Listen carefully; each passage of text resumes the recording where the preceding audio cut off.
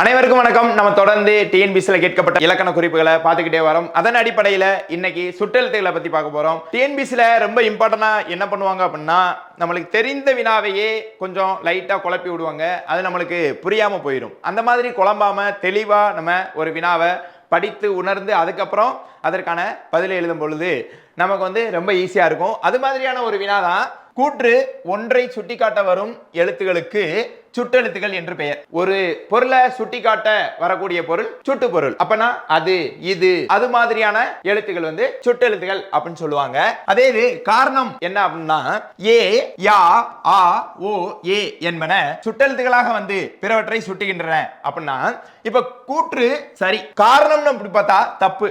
ஏன் தப்பு அப்படின்னு பார்க்கும் பொழுது, ஏ யா ஆ ஓ ஏ என்பன வினா எழுத்துகள், அதாவது கொஸ்டின் மார்க் போற மாதிரி. ஏ யா ஆ ஓ ஏ, ஏன் எது யாது அப்படின்னு ஒரு வினாவை கேட்பது போல அமைந்த இந்த ஏ யா ஆ ஓ ஏ என்பன வினா எழுத்துகள். அது சுட்டெழுத்துகள் கிடையாது. அப்ப ஒன்றை சுட்டி காட்ட வருவது சுட்டெழுத்துகள் அப்படின்றது கூற்று சரி, காரணம் தவறு. தொடர்ந்து இது போல வீடியோக்கள் உங்களுக்கு வரும். நீங்கள் பயன்பெற்றுக் கொள்ளுங்கள். நாளை சந்திப்போம்.